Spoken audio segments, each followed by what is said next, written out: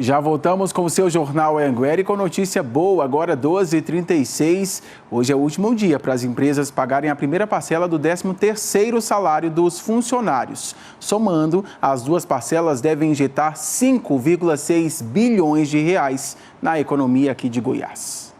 Na Black, os vendedores nesta loja de calçados em Campinas viram um temporal de vendas. Um ânimo para a primeira parcela do 13º na praça? A Black foi muito boa, entendeu? A expectativa para o 13º agora é melhor ainda. Tá? Agora o pessoal sai na rua, agora para gastar mesmo. O pagamento do 13º salário deve injetar 5 bilhões e 600 mil reais na economia goiana. E o dinheiro já está circulando. E veio numa boa hora, né? Porque com essa crise que tá, deu uma apertada no orçamento e ele chegou numa boa hora. Tem trabalhador que este ano não vai ver nem a cor do benefício. Mas se caísse na conta... É pagar a conta. E eu posso conta em dias. O valor médio do 13º salário dos trabalhadores é de R$ 2.198. Uma pesquisa da Câmara de Dirigentes Lojistas ouviu entre os entrevistados aqueles que pretendem utilizar esse dinheiro extra para comprar os presentes de Natal. Olha aí a dica da capa protetora para sofá.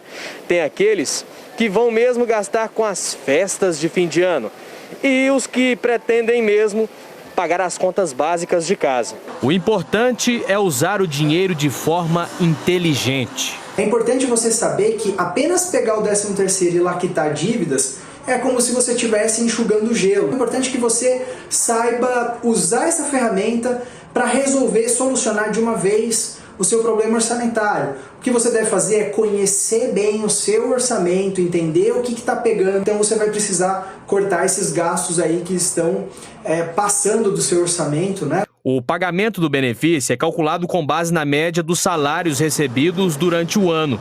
Veio a pandemia e, no caso da Joyce, redução de salário, ou seja, um 13º mais magro. Eu tô tirando a habilitação, então assim, meu investimento era todo nela. E agora eu só vou poder abater um pouco mesmo, a metade só. Vou ter que ralar mais um pouco. Esta servidora, com as contas em dia, está com vontade de fazer uma viagem internacional. E o dinheiro extra não vai voar também? Sair do Brasil um pouquinho, sabe? Conhecer outros países. Você vai cair de quê? De navio, de avião? Não, de avião mesmo, mais rápido. Quero chegar lá bem rápido. É o dinheiro que você vai voando também. Voando. Que chique, que mulher feliz, bom demais. Vamos voltar lá para Jataí, porque a Tássia Fernandes está tirando dúvidas sobre o 13º. Ela está com um especialista e acabou de me contar que o pessoal está zoando lá, porque ela não sabe o número do WhatsApp de cor, né, Tássia? Mas eu fiz uma colinha, viu, Thiago? Como eu não enxergo de longe, tem memória fraca, 629-8545-5555. E já vou direto com as perguntas que chegaram pelo nosso WhatsApp. O professor João Geraldo continua aqui com a gente. E o pessoal está querendo saber se os aposentados também têm direito de receber o 13º, professor. Sim, inclusive os aposentados, né, quando recebe esse 13º, também recebe a metade antecipada e a outra metade agora é em dezembro. Obviamente que é um dinheiro também muito bem-vindo, né, pelos aposentados. E quem recebe auxílio-doença? Duas perguntas nesse sentido. Olha, tem 1 ano e 6 meses de atestado, uma perícia agendada. Vou receber o 13º quando sair? Outra pergunta também sobre isso. Quem recebe o auxílio-doença tem direito ao pagamento? Tem sim. Inclusive, se essa pessoa for regularmente registrada em qualquer empresa, o 13º salário é pago integralmente, mesmo que essa pessoa esteja afastada, amparada em um atestado médico. Então, as pessoas que têm, né, esse problema de afastamento por questões médicas têm direito, sim, ao 13º salário. Mais uma dúvida dos nossos telespectadores. Minha esposa trabalha sem carteira assinada. Tem direito de receber o 13º nesse caso? Bom, nesse caso aí fica uma dica, porque existe uma relação aí que não é normal. Trabalhar sem carteira de trabalho já não é normal. Mas, dependendo se foi feito um bom acordo e um bom entendimento E vamos dizer assim, né, se esse empregador for uma pessoa que tenha boas intenções, obviamente pagará essa pessoa o 13º, pagará um terço de férias, tudo que ela tem direito. Mas, como eu disse, não é uma relação muito boa imaginar que alguém esteja trabalhando sem a carteira assinada. Melhor fazer tudo dentro da lei, né, professor? Gostaria de saber até que dia pode pagar a primeira parcela do 13º. E eu vou complementar. A empresa, ela é obrigada a fazer esse parcelamento ou pode deixar para pagar tudo numa parcela só? Olha, geralmente é de costume, né, que as empresas façam esse pagamento, a primeira parcela, vamos dizer assim, até o dia 30 de novembro, no caso hoje, e a segunda até o dia 20 de dezembro. O que nós estamos observando hoje, grande número de empresas com problema exatamente de caixa hoje em dia, dado essa questão toda da crise, e com o entendimento entre os funcionários, evidentemente, foram então colocado uma parcela única para o dia 20 de dezembro. Não tem problema nenhum, desde que seja feito um bom acordo, porque nós sabemos também das dificuldades que passam o empresariado local, né, para saldar aí as suas obrigações. Quem não receber parcelada a primeira parcela hoje, então tem até o dia 20 de dezembro para receber integralmente. Exatamente. Mais uma dúvida, quem recebe o auxílio emergencial vai receber também uma parcela a mais aí de 13º? Olha, isso não está constando no orçamento governamental e não está previsto, não é, esse 13º do auxílio emergencial.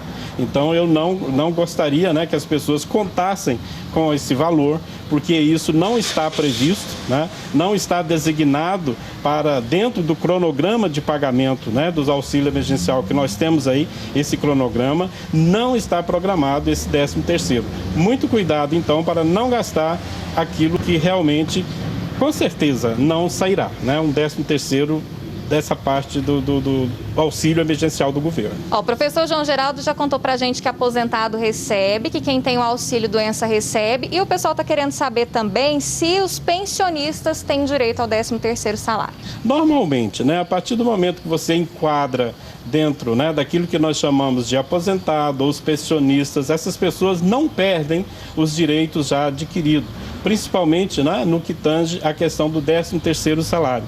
Nós temos religiosamente, né, o pagamento do 13º salário aos aposentados, aos pensionistas, né, isso é inevitavelmente, e realmente as pessoas contam com isso e podem ficar tranquilos que serão pagos sim esse ano normalmente. Obrigada, professor João Geraldo, professor de Economia, participando com a gente aqui do J1. Agora é só se organizar direitinho para gastar de forma consciente esse salário a mais, né, Tiago? Volto com você. E lembrar de fazer a planilha, né, Tássia? Obrigado por sua participação. Gostei demais dessa aula aí do nosso especialista. Obrigado por sua participação, minha querida.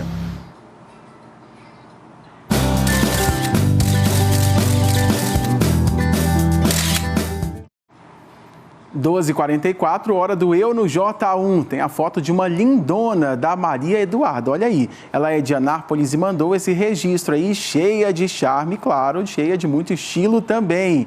Agora tem a Ellen de Porangatu. Ela fez essa foto logo depois que a chuva foi embora. Foi tirada na fazenda onde ela mora com a família. Que lugar legal, hein? Registro, um belo registro. Tem participação aqui no Jornal Anhanguera, hora de mais abraço. Deixa eu só achar o abraço aqui, achei. Olá, Tiago, boa tarde, estou todo dia ligadinho em você, ótima tarde. Sou a Nilvânia de Goianésia, abraço para o pessoal de Goianésia. Abraço também para o Geraldo e para a Divina de Goianápolis. Tiago, adoro você, parece que você já está na nossa vida há muito tempo. Te adoramos. A Vera de Pires do Rio. Ei, Vera, eu fico extremamente feliz. Abraço para todo mundo daí. Oi, boa tarde, me chamo Iana Júlia, admiro a forma com que você apresenta o jornal, assisto todos os dias com os meus pais. Um beijo. Beijo para a família inteira. Manda um abraço para mim, sou a Sofia Gabriela de Formosa. Tá aí o abraço, Sofia. Ainda hoje a gente tenta ler mais participações.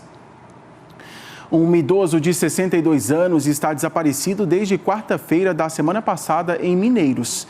Segundo a família, Aparecido Araújo Barbosa estava passeando na casa do filho numa fazenda que fica a aproximadamente 70 quilômetros de Mineiros, quando saiu para ir a uma propriedade vizinha e aí ele não voltou mais para casa. O idoso chegou a ser visto por um vizinho da fazenda, mas o morador disse que apenas conversou com ele e depois ele teria ido embora.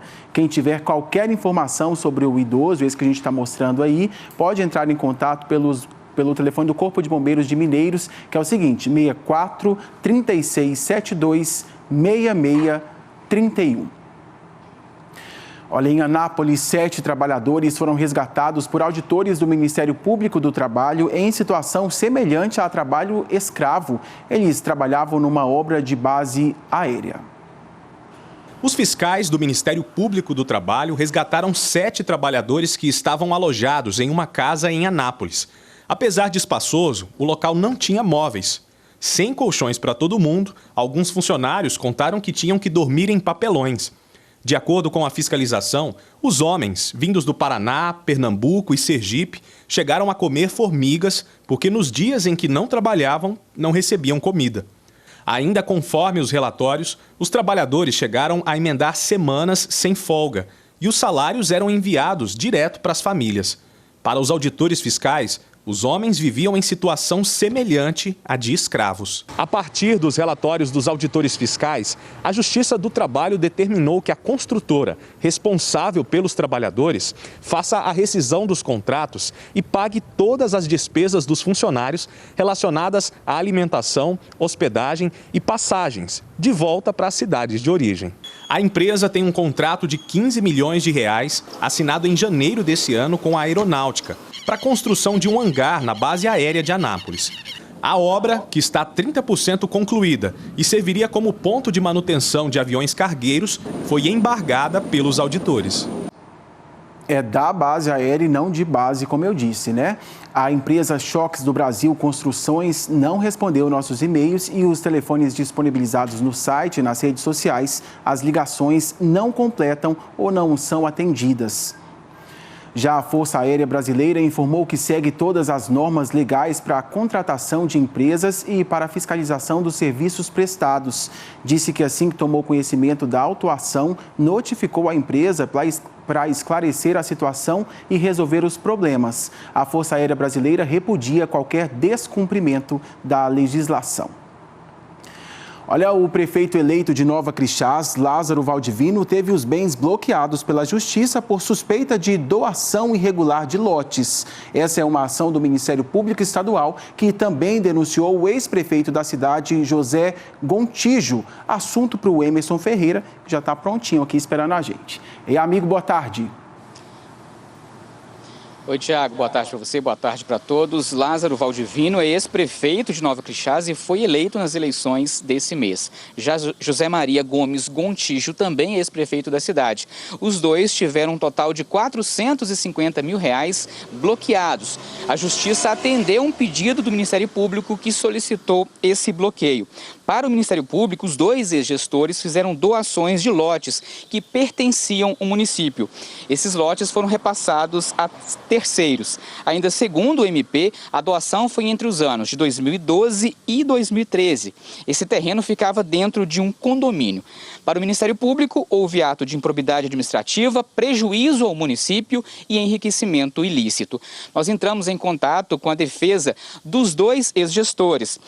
Primeiro, a defesa do prefeito eleito e ex-prefeito também Lázaro Valdivino. Disse que vai provar que não houve prejuízo ao município nem má-fé e que os lotes foram distribuídos de forma legal. A defesa de José Maria Gomes Gontijo disse que não houve improbidade administrativa, que os lotes foram doados para pessoas de baixa renda, também seguindo a lei. Tiago. Tá certo, muitíssimo obrigado por sua participação, bom trabalho para você aí, tá bom, amigo?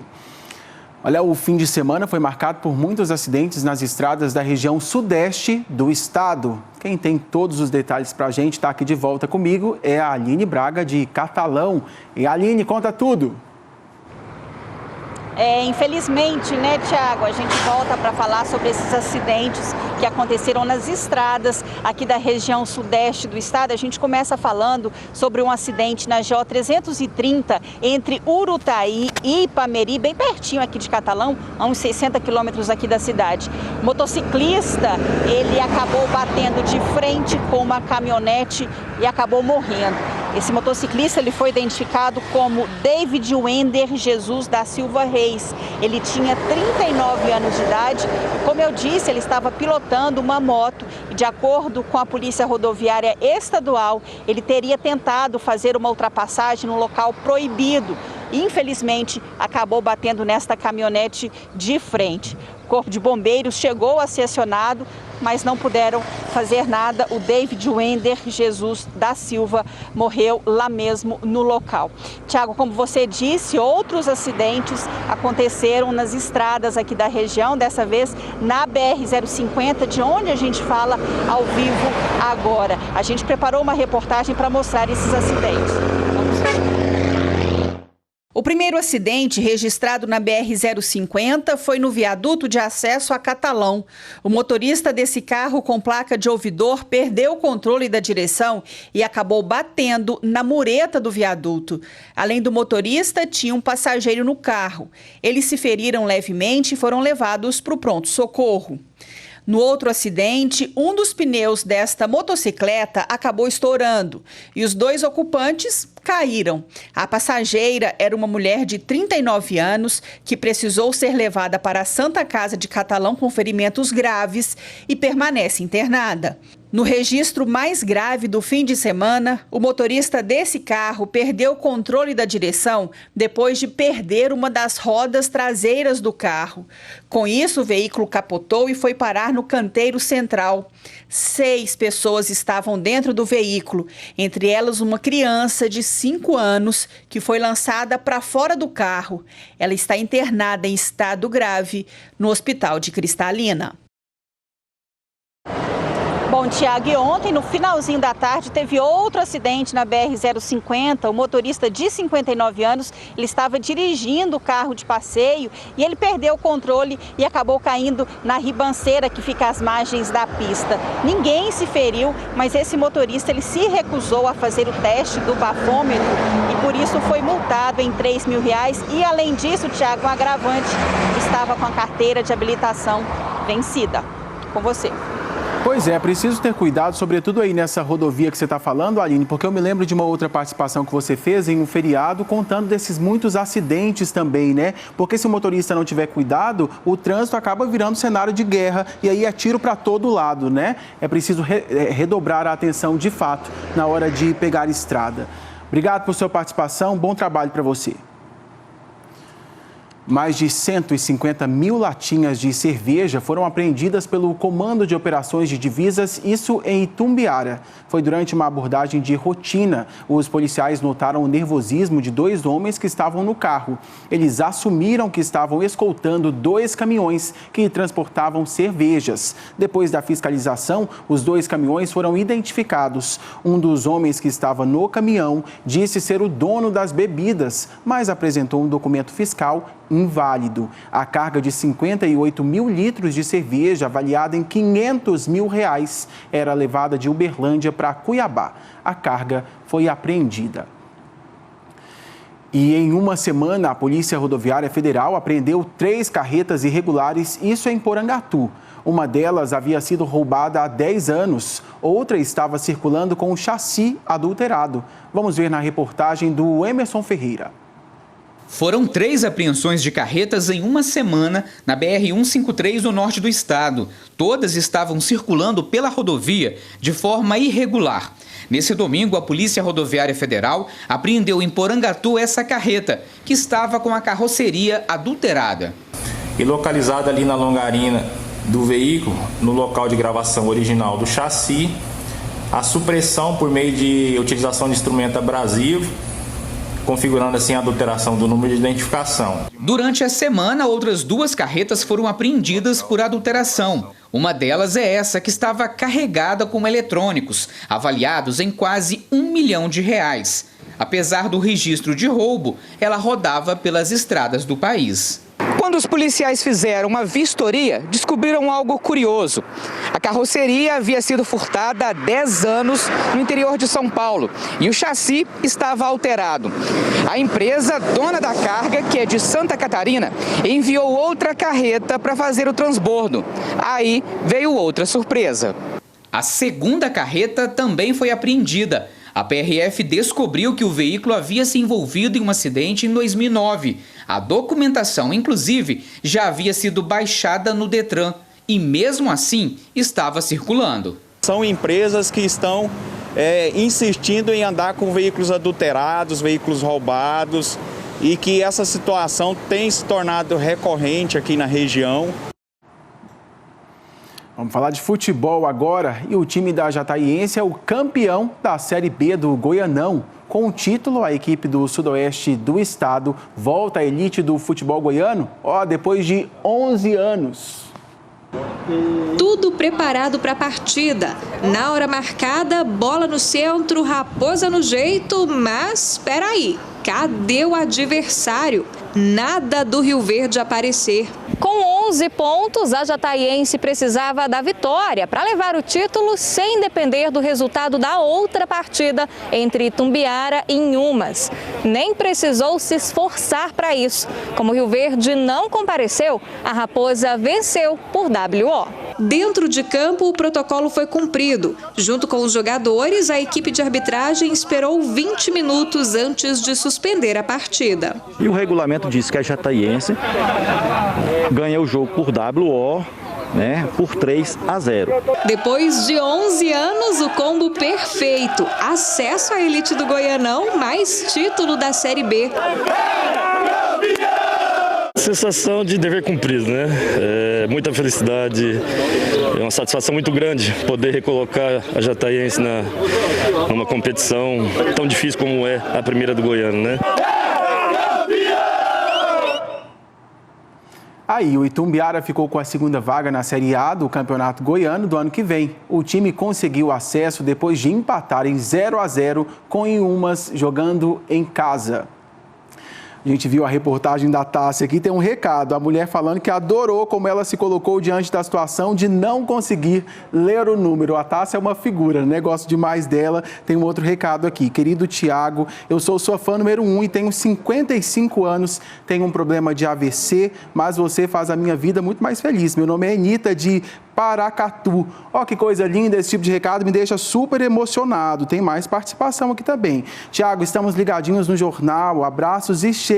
Sebastiana, em Itumbiara, Goiás. Não dá tempo de mais nada, só dá tempo de ir embora, pessoal. Obrigado por sua participação aí. E amanhã a gente tá de volta, viu? Na sequência, a Carlinha, que já tá ali me esperando, apresenta para você o Globo Esporte. Tchau, valeu!